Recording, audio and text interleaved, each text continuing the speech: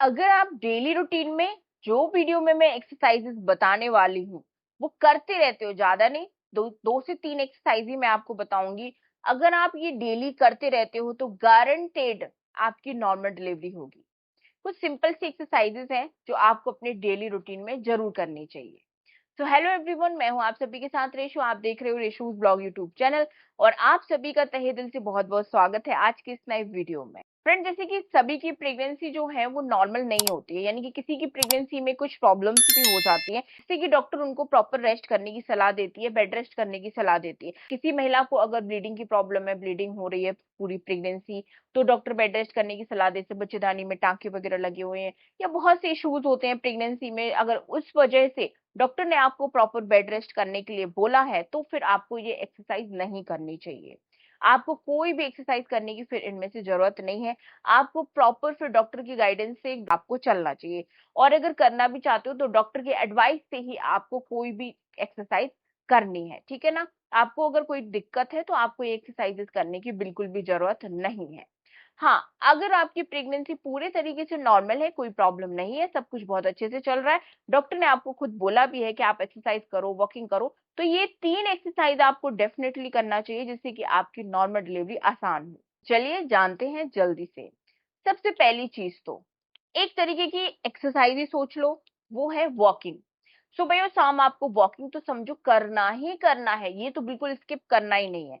आप जैसे कि सुबह में 20 मिनट वॉक कर लो, शाम को 20 मिनट वॉक कर लो, हो गई आपकी एक्सरसाइज। ये बहुत अच्छी एक्सरसाइज होती है आपकी नॉर्मल डिलीवरी को आसान बनाने के लिए। Next exercise, squats.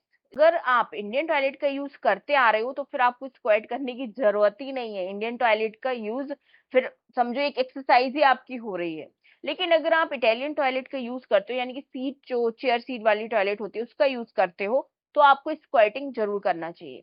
कैसे करना है कि किसी टेबल बेड का सपोर्ट ले लीजिए, दोनों हाथों से पकड़ लीजिए और फिर ऐसे उकड़ू पोज में आपको बैठ जाना है। उकड़ू पोज में बैठकर जितना टाइम भी आपसे हो सके उतने टाइम तक आपको बैठना है। फिर खड़े हो जाना है, फिर 1-2 मिनट का रेस्ट लेके फिर आपको बैठना है। इस तरीके से जितने बार आप कर सको दिन में, कभी भी खाने खाने के तुरंत बाद नहीं, पहले कर लो या उसके थोड़े शाम के टाइम कर लो जब खाना डाइजेस्ट हो जाए, तब आपको एक्सरसाइज करनी चाहिए। दिन में आप कभी भी कर सकते हो जब आपको टाइम मिले। हस्बैंड की हेल्प ले सकते हो, जैसे कि हस्बैंड आपके हाथों को पकड़ ले, फिर आप जमीन पे बैठो और पंजों के बल पे, अपने पैरों के बल पे उकड़ू पोज में, और फिर उठ जाओ, फिर बैठो। इस तरीके से आप कर सकते हो।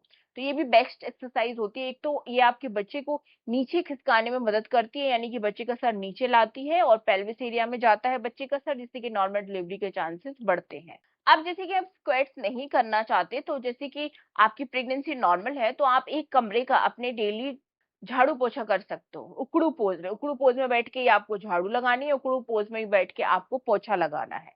तो इस तरीके से आप कर सकते हो, लेकिन ज्यादा नहीं कि लगे हुए हो, पेट पे दबाव पड़ रहा है। पेट को हमेशा बचा कर रखना है, पेट नहीं दबना चाहिए आपका। इसलिए ओपन लेग करके उकड़ू बैठो, तो ओपन लेग करके ही आपको झाड़ू पोछा करना है, जिससे कि ये एक तरीके की आपकी एक्सरसाइज ही हो जाएगी।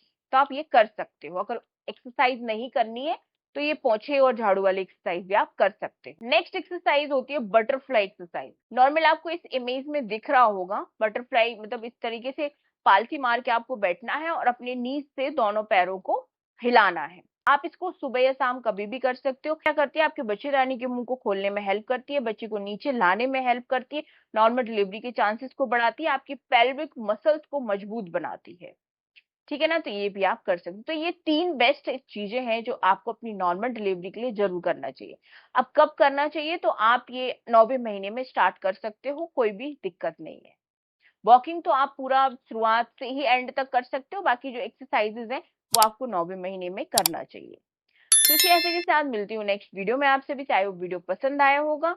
Thank you.